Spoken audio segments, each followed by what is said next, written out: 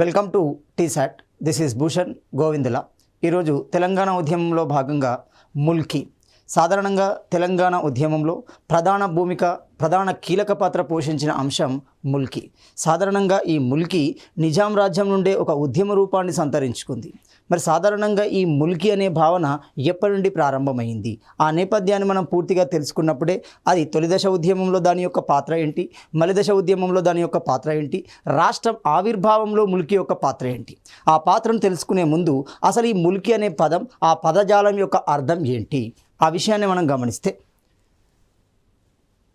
ముల్కీ ఉద్యమం ఆవిర్భావము అంటున్నాం. సాధారణంగా ఈ ముల్కీ ఉద్యమము అనేది హైదరాబాద్ రాజకీయ చరిత్రలో ముల్కీ ఉద్యమాలు ప్రముఖ పాత్ర వహించాయి అంటున్నాం. ఎందుకంటే ఇక్కడ హైదరాబాద్ రాజకీయ చరిత్ర అంటే నిజాం రాజుల కాలము అంటున్నాం. ఎప్పుడైతే 1857 తిరుగుబాటు, దాన్నే మనము సైనికుల తిరుగుబాటు అంటున్నాం, దాన్నే మనము పితూరి తిరుగుబాటు అంటున్నాం. అలాంటి తిరుగుబాటు జరిగిన తర్వాత జరిగిన పరిణామాల నేపథ్యంలో ఉత్తర భారతం నుండి అనేక మంది హైదరాబాద్ కేంద్రంగా స్థిరపడ్డారు. అప్పటికే బహుమనీల రూపంలో, అప్పటికే కుతుబ్షాయిల రూపంలో, అప్పటికే నిజాంల రూపంలో అనేక మంది ఇరాన్, ఇరాక్, టర్కీ వంటి దేశాల నుండి వచ్చి కూడా స్థిరపడడం జరిగింది. తద్వారా వాళ్ళ మధ్య ఏర్పడిన భేదాభిప్రాయాలు క్రమంగా హైదరాబాద్ కేంద్రంగా నివసిస్తున్న ఆ జనాభా మీద పడడం జరిగింది. క్రమంగా అది ఒక ఉద్యమ రూపాన్ని సంతరించుకోవడం జరిగింది. సాధారణంగా బహుమనులతో ప్రారంభమైన ఈ ముల్కీ ప్రస్థానం ఆ సందర్భంలో ఎలాంటి గొడవకు దారి తీయలేదు. ఎందుకంటే బహుమని సుల్తానులు కానీ, కుతుబ్షాహీ సుల్తానులు కానీ అక్కడ లోకల్ ప్రజల యొక్క భావాలకి, వారి యొక్క సాంప్రదాయాలకి అనుగుణమైన పరిపాలన చేయడం జరిగింది. వాటికి ఇంపార్టెన్స్ ఇస్తూ తమ పరిపాలన కొనసాగించడం జరిగింది. ఉదాహరణకు మనము ఇబ్రహీం కులీ కుతుబ్ షాని తీసుకోండి. ఇబ్రహీం కులీ కుతుబ్ షాను మనం ఏమన్నాము, మల్కీబరాముడు అంటున్నాము. మరో రాముడుగా పిలవడం జరిగింది, కీర్తించబడడం జరిగింది. అంటే అక్కడ తెలుగు కూడా అతడు ప్రాధాన్యత ఇచ్చాడు. కాబట్టి ఈ సమస్య బహుమని సుల్తానులో కానీ కుతుబ్షాయిలలో కానీ రాలేదు. ఎప్పుడైతే నిజాం సుల్తానుల్లో ఎప్పుడైతే 1857 తిరుగుబాటు జరిగిందో ఆ తర్వాత జరిగిన పరిణామాల నేపథ్యంలో ఇది ఒక ఉద్యమ రూపాన్ని సంతరించుకుంది. అందుకే హైదరాబాద్ రాజకీయ చరిత్రలో ముల్కీ ఉద్యమాలు ముఖ్య పాత్ర వహిస్తున్నాయి అంటున్నాం. మరి ఇలాంటి పాత్ర వహిస్తున్నాయి, ఎవరి కాలంలో వహిస్తున్నాయి, అసలు ఈ ముల్కీ అనే పదం ఎప్పటి నుండి ఏ విధంగా ప్రారంభమైంది, దాని అర్థం ఏంటి గమనిస్తే ముల్కీ భావనకు బహుమని కాలంలో బీజం పడడం జరుగుతుంది. సో మనకి నిజాం కాలంలో ఉద్యమ రూపాన్నది సంతరించుకోవడం జరిగింది. దాని ప్రారంభం, ఆ పద ప్రస్థానము అనేది మనకు బహుమని కాలంలో ప్రారంభమైతే ఆ పద ప్రస్థానం కాస్త ఉద్యమ రూపాన్ని, ప్రజా చైతన్యాన్ని, ఒక ఉద్యమ రూపాన్ని సంతరించుకుంది నిజాం కాలంలో అవుతుంది. మరి అలాంటి కాలం ఏంటి గమనిస్తే ముల్కీ అంశంలో, ముల్కీ అంశంలో ముల్క్ అంటే ఏంటి, ముల్కీ అంశంలో మనకి ఇక్కడ ముల్క్ అంటే ఏంటి, ముల్క్ అంటే రాజ్యము లేదా దేశము అని అర్థమవుతుంది. సాధారణంగా ఈ ముల్కీ ప్రస్తావన, ఈ ముల్కీ అనే భావన ఏ విధంగా వచ్చింది అంటే ముల్కీ అనే పదం నుండి, ముల్క్ అనే పదం నుండి రావడం జరుగుతుంది. ముల్క్ అంటే ఏంటి, రాజ్యము లేదా దేశము అని అర్థం. మరి ఈ ముల్క్ అనే భావనలో ముల్కీ అంటే ఏంటి, ముల్కీ అంటే మనకి స్థానికుడు లేదా లోకల్ పర్సన్ అవుతున్నాడు. స్థానికుడు లేదా అతన్ని మనము దేశీయుడు అని అర్థంగా పిలవడం జరుగుతుంది. క్లియర్గా ముల్కీ అంటే స్థానికుడు అంటున్నాం, దానికి వ్యతిరేకమైనది నాన్ ముల్కీ అంటున్నాం. దీన్నే మనం చరిత్రలో ఏమంటున్నాం, గైరీ ముల్కీగా కూడా పిలవడం జరుగుతుంది. గైరీ ముల్కీగా కూడా పిలవడం జరుగుతుంది.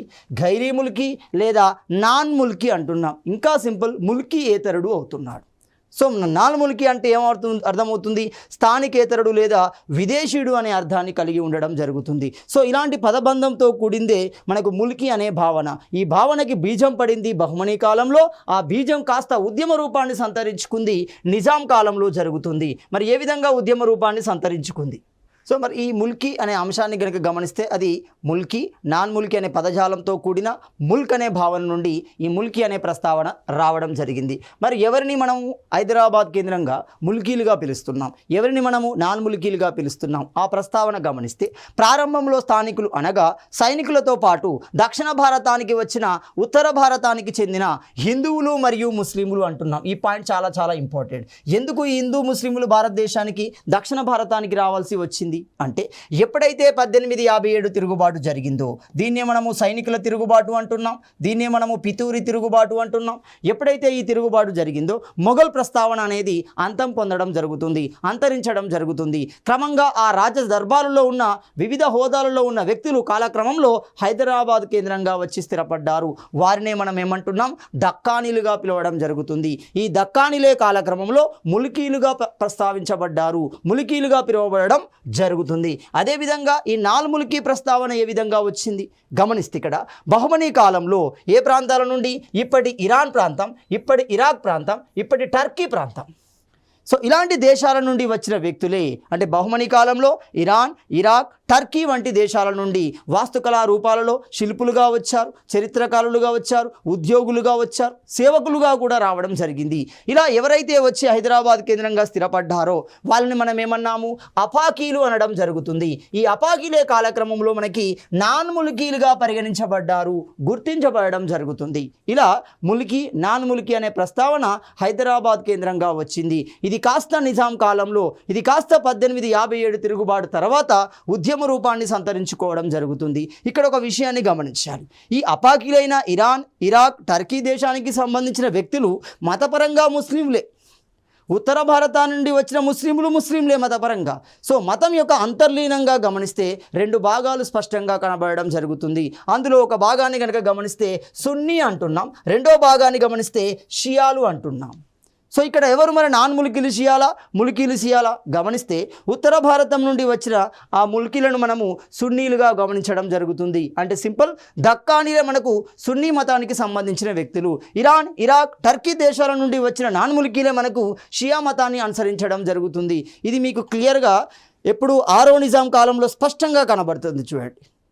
సో మతపరంగా కూడా వీళ్ళ మధ్య భేదాభిప్రాయాలు అనేవి స్పష్టంగా ఉన్నాయి. మరి క్రమంగా ఇది ఏ విధంగా ఉద్యమ రూపాన్ని సంతరించుకుంది, ఏ కాలంలో సంతరించుకుంది గమనిస్తే కుతుబ్షాహీ కాలంలో ముల్కీ సమస్య ఏర్పడలేదు. కారణం ఏంటి అంటే ఆ కుతుబ్షాహీ సుల్తానులు, ముఖ్యంగా ఇబ్రహీం కులీ కుతుబ్ షా, మహమ్మద్ కులీ కుతుబ్ షా, ఇలాంటి హసన్ తానీషా వంటి వ్యక్తులు ఆ సాంప్రదాయాలకు గౌరవం ఇస్తూ పరిపాలన చేశారు. వారి యొక్క ఆచార వ్యవహారాలకు గౌరవం ఇవ్వడం జరుగుతుంది. ఒక భద్రాచలం టెంపుల్ ఆ రూపంలోనే వచ్చింది. సో మనకి అక్కడ తెలుగు కవులను పోషించారు, తెలుగును పోషించడం జరిగింది, సాంప్రదాయాలను కూడా అనుసరించడం జరుగుతుంది. మహమ్మద్ కులీ కుతుబ్ షాను గమనించండి, అతడు రాసిన సంకలనాన్ని మనము కులియత్ కులీ అంటున్నాం. ఈ కులియత్ కులీలో కూడా బతుకమ్మ గురించి కూడా ప్రస్తావన ఉంది. అంటే ఆ సాంప్రదాయ ఆచార వ్యవహారాలకు వాళ్ళు ప్రాధాన్యత ఇవ్వడం వల్ల ఎలాంటి సమస్య అనేది రాలేదు. కానీ నిజాంలో వచ్చిన సమస్య అది ఉద్యమ రూపాన్ని సంతరించుకోవడం జరుగుతుంది. మరి ఎలా సంతరించుకుంది గమనిస్తే 1857 తిరుగుబాటు ఫలితంగా మొఘల్ రాజ్యం అంతరించింది. పదవులు కోల్పోయిన ఏ ప్రాంతానికి సంబంధించిన వ్యక్తులు, అవధ్ ప్రాంతానికి సంబంధించిన వ్యక్తులు, లక్నో ప్రాంతానికి సంబంధించిన వ్యక్తులు, బెంగాల్ ప్రాంతానికి సంబంధించిన వ్యక్తులు, పంజాబ్ ప్రాంతానికి సంబంధించిన వివిధ ఉద్యోగులలో ఉన్న స్థానాలు క్రమంగా హైదరాబాద్ కేంద్రంగా వచ్చి స్థిరపడ్డారు. హైదరాబాద్ నిజాముకు కావాల్సింది కూడా వాళ్ళు విద్యాపరంగా మరియు పరిపాలనలో అనుభవం కలిగిన వ్యక్తులు కాబట్టి ఈజీగా వాళ్ళు ఉద్యోగాలు పొందగలిగారు. హైదరాబాద్ కేంద్రంగా స్థిరపడడం జరిగింది. అప్పటికే హైదరాబాద్ కేంద్రంగా ఉన్న వ్యక్తుల్లో ఆ అభద్రతా భావం అనేది క్రియేట్ అయింది. తద్వారా అప్పటికే హైదరాబాద్లో ఉన్న వ్యక్తులు, ఇక్కడ నుండి వచ్చిన వ్యక్తుల మధ్య భేదాభిప్రాయమే క్రమంగా ఒక ఉద్యమాన్ని సంతరించుకోవడం జరుగుతుంది. అలాంటి ఉద్యమం ఏ విధంగా సంతరించుకుంది, ఎక్కడ సంతరించుకుంది? ఈ ఉద్యమం సంతరించుకోవడానికి మరో కారణం మనకి సాలార్జంగ్ అంటున్నాం. నిజాం సుల్తానుల్లో, నిజాం రాజ్యంలో మనకి 3 సాలార్జంగులు కనబడతారు. మొదటి సాలార్జంగ్, రెండవ సాలార్జంగ్, మూడవ సాలార్జంగ్ అంటాం. సో మీర్ తురాబ్ అలీఖాన్ కాలంలో జరిగిన ప్రధాన ప్రస్తావన దీనికి మరో కారణం అవుతుంది. అంటే ఈ ముల్కీల మధ్య భేదాభిప్రాయం రావడానికి, ఈ ముల్కీ సమస్య ఒక ఉద్యమ రూపాన్ని సంతరించుకోవడానికి మరో కారణం మనకి సాలార్జంగ్ ప్రధానిగా ఉన్న కాలం గమనించవచ్చు. ఏం చేశాడు అతడు?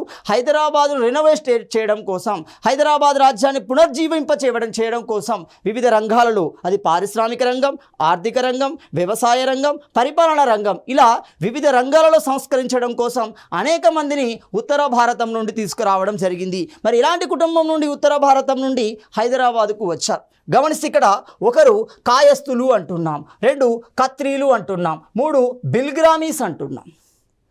సో ఈ సయ్యద్ బిల్గ్రామీ అనే వ్యక్తి సాలార్జంగ్కి కార్యదర్శిగా కూడా ఉన్నాడు.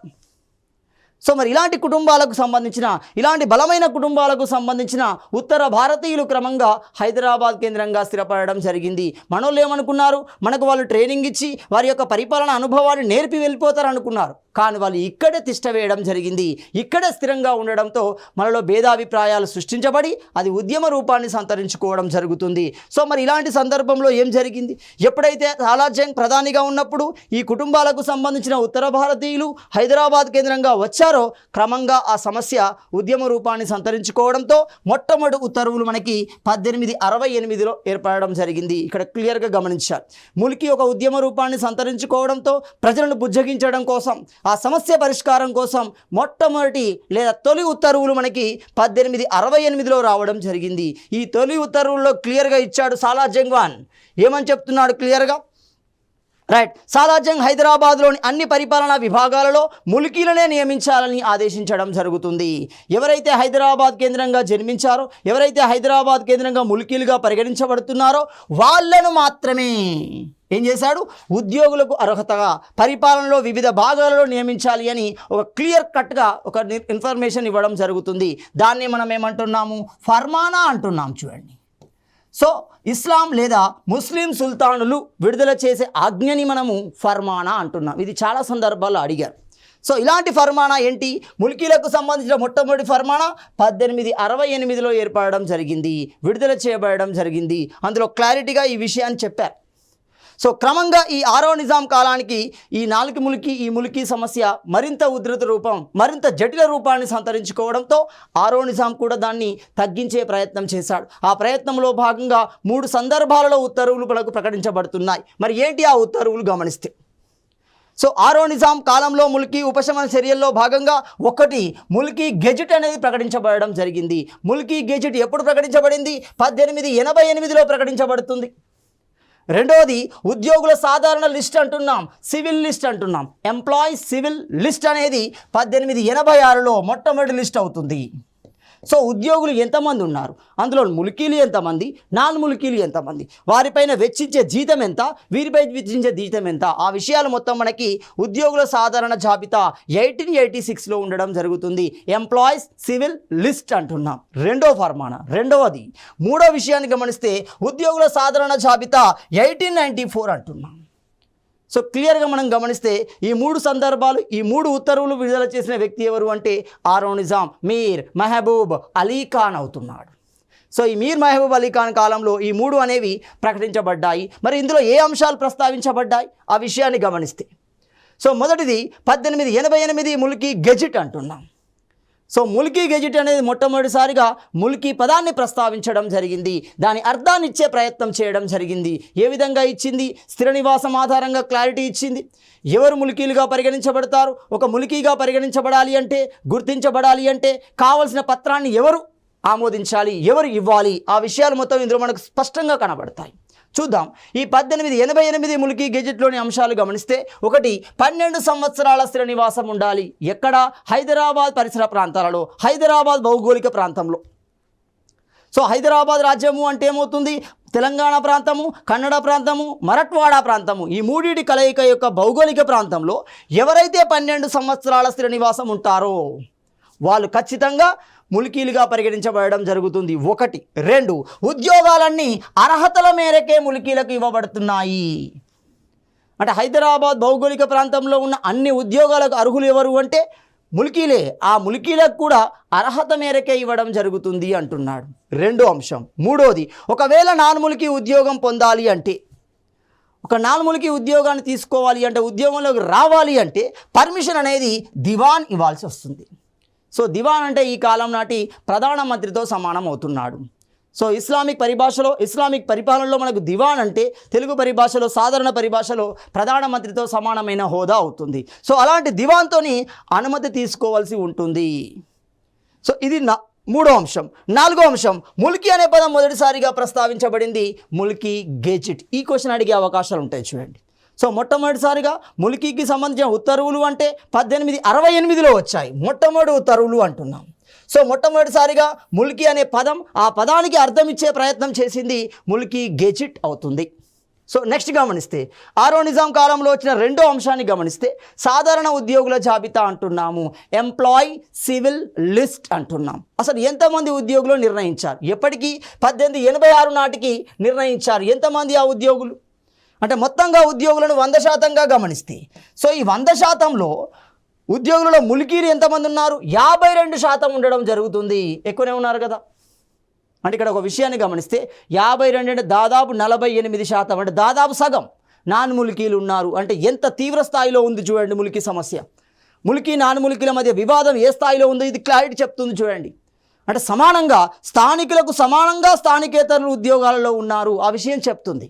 సో క్లియర్గా ఈ సాధారణ ఉద్యోగుల జాబితా 1886 ప్రకారం మొత్తం ఉద్యోగులలో ములికీల వాటా 52% అవుతుంది. మిగిలిన 48% ఎవరు అవుతున్నారు? నాన్ ములికీలు అవుతున్నారు. ఇక్కడ పాయింట్ క్లియర్. ఇప్పుడు రెండో పాయింట్, మరి వీరికి జీతాల రూపంలో ఎంత చెల్లిస్తున్నారు? మొత్తంగా 100 రూపాయలు కనుక గమనిస్తే, మొత్తంగా 100 రూపాయలు అనుకుంటే, సో మొత్తంగా 100 రూపాయలు అనుకుంటే ఏమవుతుంది? ఇందులో క్లియర్ ములికీల వాటా అయిన 52%కి సంబంధించిన ఉద్యోగులకు చెల్లించే ఖర్చు ఎంత? 42%. చూడండి క్లియర్గా అర్థమైంది. అంటే 52% వాటా సంఖ్యాపరంగా ఉన్నారు, వాళ్ళకి ఇచ్చే జీతం 42% ఉంది. అంటే అర్థం ఏంటి? వాళ్ళు చిన్న ఉద్యోగాలలో స్థిరపడి ఉన్నారు అని అర్థం. రెండవది, నాన్ ములికీలు 48% వాటాగా ఉంటే వారికి ఇచ్చే జీతం 58% అంటున్నాం. అంటే అర్థం ఏంటి? వాళ్ళు ఉన్నత ఉద్యోగాలలో ఉన్నారు, ఎక్కువ శాలరీ ఇచ్చే ఉద్యోగాలలో, ఉన్నత ఉద్యోగాలలో వాళ్ళు ఫిలప్ అయ్యారు అని అర్థమవుతుంది. సో ఒక ప్రభుత్వానికి సంబంధించిన ఫర్మానా కానీ అంశాలు కానీ విడుదల చేయబడాలి అంటే, అమలు చేయబడాలి అంటే అధికారం మొత్తం నాన్ ములికీల చేతిలోనే ఉంటుంది. సో ఈ విషయం క్లియర్గా కనబడుతుంది. మొత్తంగా ములికీ హిందువులలో గమనిస్తే మళ్ళీ ఈ చట్టం ప్రకారమే. రైట్. ఇక్కడ సాధారణ ఉద్యోగుల జాబితాకు సంబంధించి 1886 ఏమని చెప్తుంది క్లియర్గా? ఉద్యోగులు సరిసమాన స్థాయిలో ఉన్నారు, కానీ జీతాల పరంగా గమనిస్తే నాన్ ములికీల యొక్క పై చేయి అనేది స్పష్టంగా ఇందులో కనబడడం జరుగుతుంది. అంటే అర్థం ఉంది. అంటే నాన్ ములికీ వివాదానికి అక్కడ ఒక అర్థం ఉంది, అది ఒక ఉద్యమ రూపాన్ని సంతరించుకోవడం జరుగుతుంది. ఇలాంటి నేపథ్యంలో మరొక అంశం, సో ఉద్యోగుల సివిల్ లిస్ట్ అనేది విడుదల చేయబడుతుంది 1894 సంవత్సరంలో. ఈ 1894 సంవత్సరంలో ఎవరుంటారు? మనకు 6వ నిజాం ఉంటున్నాడు, మీర్ మహబూబ్ అలీ ఖాన్. దీని ప్రకారం గెజెట్ స్థాయి ఉద్యోగులలో నిర్ణయాన్ని తీసుకున్నారు. ఎందుకంటే మనకు 86లో ఏమని చెప్తున్నారు క్లియర్గా? ఉన్నత స్థాయి ఉద్యోగాలలో మొత్తం నాన్ ములికీలే ఉన్నారని ఒక విషయం క్లారిటీ వచ్చింది. సో ఈ గెజెట్ స్థాయి ఉద్యోగాలకు సంబంధించి హైదరాబాద్ పరిపాలనలో ఎంతమంది ఉన్నారు? మొత్తంగా గమనిస్తే 680 మంది గెజెట్ ఉద్యోగులు ఉన్నారు. సో ఈ 680 మందిలో కేవలం ములికీల సంఖ్య 233. మరి అలాంటప్పుడు నాన్ ములికీల సంఖ్య ఎంత అవుతుంది? 447 అవుతుంది. అంటే ఇప్పుడు క్లియర్ కట్గా అర్థమవుతుంది చూడండి. వాళ్ళు సంఖ్యాపరంగా తక్కువగా ఉన్నప్పటికీ, 48% ఉన్నప్పటికీ, శాలరీ పరంగా 58% ఉండడానికి కారణం ఇదే. అంటే గెజిటెడ్ స్థాయి ఉద్యోగుల్లో ఎక్కువగా నాన్ ములికీలు ఉండడమే. సో మొత్తంగా ఈ 680 మందిలో ములికీ ఉద్యోగులు హిందూ ములికీలను హిందువులను కనుక గమనిస్తే మొత్తం హిందువులు కేవలం 63 ఉన్నారు. ఈ 63లో ములికీ హిందువులు అంటున్నాం మళ్ళీ. అంటే హైదరాబాద్ ప్రాంతానికి సంబంధించిన ములికీ ఎవరు? హిందువులు కేవలం 20 మందే ఉంటున్నారు చూడండి. అంటే ఎంత దారుణమైన విషయం క్లారిటీ అర్థమవుతుంది చూడండి.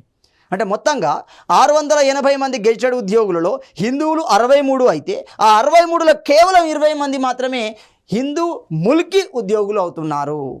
అంటే హైదరాబాదు ప్రాంతానికి సంబంధించిన ములికీ హిందువులు అవుతున్నారు కేవలం 20 మంది.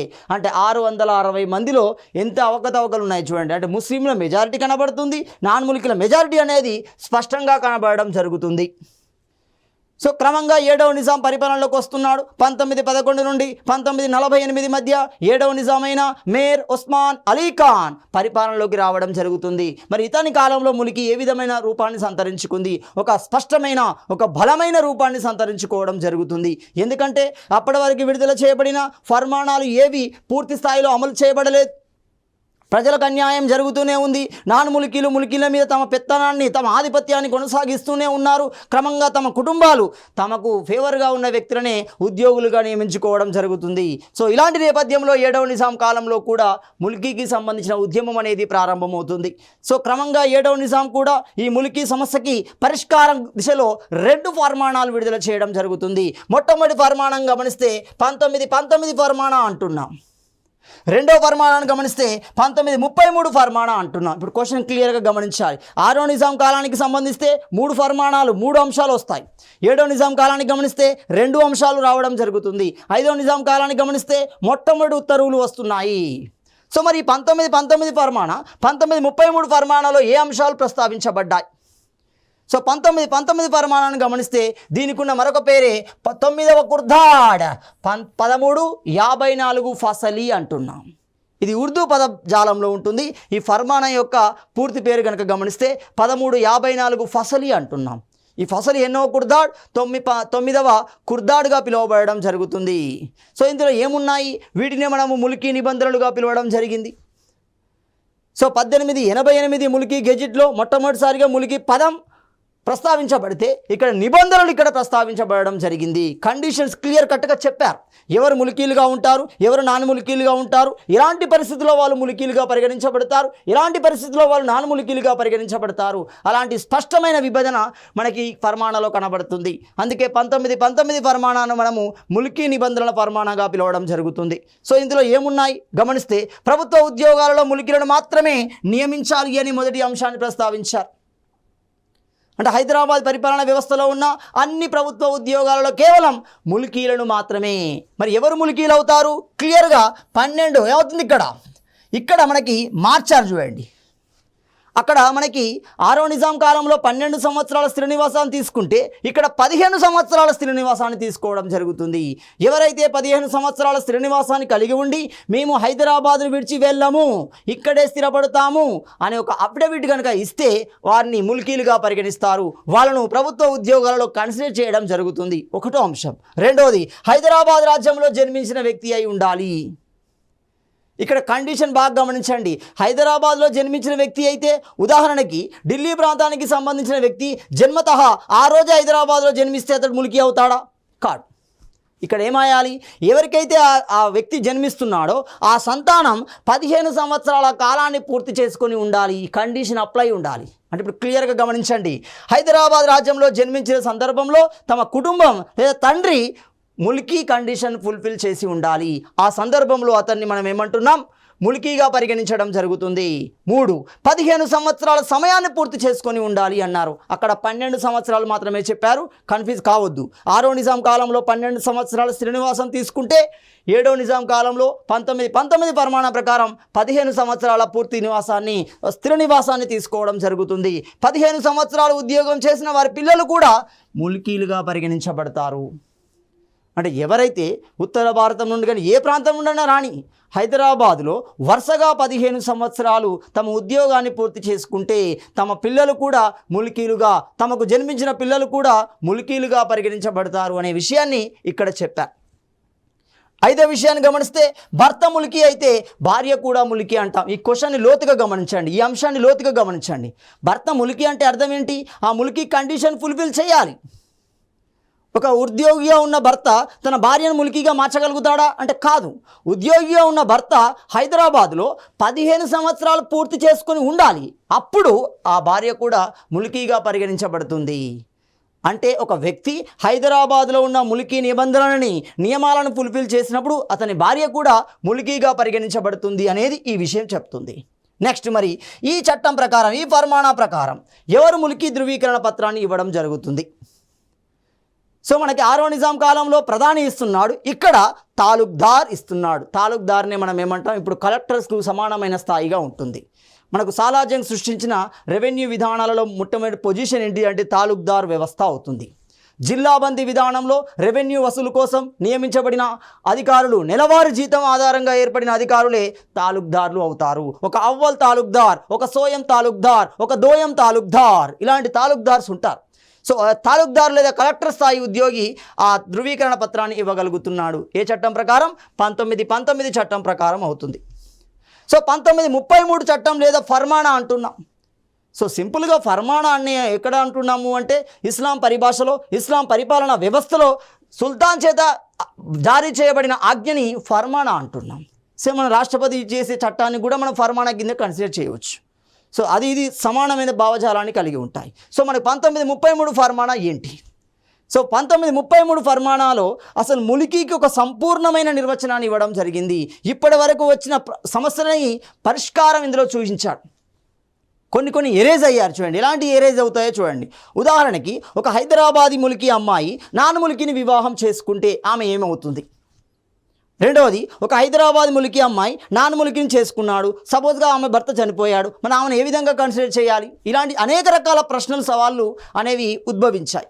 వీటికి పరిష్కారంగా 1933లో సంపూర్ణమైన నిర్వచనాన్ని ఇవ్వడం జరిగింది. అందుకే 1933 ఫర్మానాన్ని మనం ఏమంటున్నాం? పూర్తి స్థాయి ముల్కీ సవివరణ ఇచ్చిన ఫర్మానాగా మనము పిలవడం జరుగుతుంది. అంటే సంపూర్ణమైన వివరణని ములికీకి ఇవ్వడం జరుగుతుంది. అంటే ఇప్పుడు క్లియర్ చూడండి. 1888లో ములికీ పదం ప్రస్తావించబడితే, 1919లో ములికీ నిబంధనలు ప్రస్తావించబడితే, 1933లో ములికీకి పూర్తి నిర్వచనాన్ని, పూర్తి సమాచారాన్ని ఇక్కడ పొందుపరచడం జరిగింది. మరి ఏం చెప్పిందో చూద్దాం. ఒకటి, హైదరాబాద్లో జన్మించిన వారు సహజ పౌరులు ములికీలుగా పరిగణించబడతారు అంటున్నాం. అంటే జన్మించేటప్పుడు కూడా ఆ ములికీ కండిషన్ అతను పూర్తి చేసి ఉండాలి. ఇప్పుడు ఉదాహరణ చూడండి, ఒక భారతీయుడు ఎప్పుడైనా అమెరికాలో ఎన్ఆర్ఐ ఎప్పుడు తీసుకుంటాడు? అక్కడ ఆ కండిషన్ ఫుల్ఫిల్ చేయాలి. పుట్టినంత మాత్రాన తీసుకోలేడు. అంటే వారి తల్లిదండ్రులు ఆ కండిషన్ ఫుల్ఫిల్ చేసి ఉండాలి. అలాంటి సందర్భం అన్నట్టు ఇక్కడ. సో హైదరాబాద్లో జన్మించిన వారు మరియు సహజ పౌరులు ములికీలుగా పరిగణించబడతారు, ఒకటో కండిషన్. రెండో కండిషన్, 15 సంవత్సరాల శాశ్వత నివాసం. 15 సంవత్సరాలు ఇక్కడ స్థిర నివాసాన్ని కలిగి ఉండాలి. అది ఉద్యోగ రూపంలో కానీ, వ్యాపార రూపంలో కానీ, ఏ రూపంలోనైనా 15 సంవత్సరాలు ఇక్కడ ఫుల్ఫిల్ అయి ఉండాలి. ఉండి అతడు ఏమని రాసియాలి? ఇక నేను ఇక్కడి నుండి వెళ్ళను, అంటే హైదరాబాద్ను విడిచి వెళ్ళను, హైదరాబాద్ నుండి వెళ్ళను అని ఒక అఫిడవిట్ని, ప్రమాణపత్రాన్ని సమర్పించాలి. అప్పుడు అతన్ని ములికీగా కన్సిడర్ చేస్తున్నారు. రెండో అంశం. మూడో అంశాన్ని గమనిస్తే, జనన సమయంలో తండ్రి ములికి అయితే సంతానం కూడా ములికి అంటున్నాం. చూడండి, ఇక్కడ క్లారిటీ ఇచ్చాడు. జనన సమయంలో తండ్రి ములికి అయితే అంటే అప్పటికి తండ్రి 15 సంవత్సరాల కాలాన్ని పూర్తి చేసుకుంటూ హైదరాబాద్లో ఉండాలి. అప్పుడే ఆ తండ్రికి జన్మించిన కుమారుడు కానీ, కూతురు కానీ ములికీగా పరిగణించబడుతుంది. ఆ విషయాన్ని ఇక్కడ క్లారిటీ ఇచ్చాడు. 1919లో ఏం చెప్పలేదు, ఇక్కడ క్లారిటీ ఇచ్చాడు చూడండి. 4, ములికీ మహిళ నాన్ ములికిని వివాహం ఆడిన తర్వాత అంటున్నాం.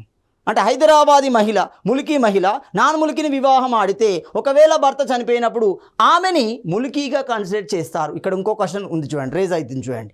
ఒకవేళ వారి సంతానాన్ని ఏం చేయాలి అంటే, ఇప్పుడు ఒక ములికి, హైదరాబాద్ ములికీ మహిళ నాన్ ములికిని వివాహం ఆడిన సందర్భంలో భర్త చనిపోతే ఆమెను ములికీగా పరిగణిస్తాము, కానీ ఆమె సంతానాన్ని ములికీగా పరిగణించము. అంటే శాశ్వతంగా పరిగణించవా అంటే కాదు. ఇక్కడ గమనించండి, అప్పటి వరకు పరిగణించాం, ఆ రోజు నుండి కన్సిడర్ చేస్తాం. మళ్ళీ 15 సంవత్సరాల వరకు వాళ్ళు ఇక్కడే ఉంటే వాళ్ళను ములికీగా పరిగణిస్తాం. అంటే వాళ్ళకు కూడా ఈ 15 సంవత్సరాల అప్లికేబుల్ అనేది ఉంటుంది అని అర్థం. సో ఇక్కడ క్లియర్గా ఇచ్చాడు. ములికీ మహిళ నాన్ ములికిని వివాహం ఆడిన తర్వాత భర్త మరణిస్తే ఆ ములికీ మహిళ, కానీ వారి సంతానం ములికీ కాదు, నాన్ ములికీలే అవుతారు. ఎప్పుడు వాళ్ళు ములికీలు కావాలి అంటే 15 సంవత్సరాలు ఫుల్ఫిల్ చేయాలి. నెక్స్ట్, మరి 1933 ఫర్మానా ప్రకారం ఈ ములికీ పత్రాన్ని జారీ చేసే అధికారం ఎవరికి ఉంటుంది? రైట్, క్లియర్గా గమనిస్తే దానికి తాలూక్దార్కు ఉండడం జరుగుతుంది. కలెక్టర్ స్థాయికి సమానమైన అధికారం తాలూక్దార్స్ అంటున్నాం.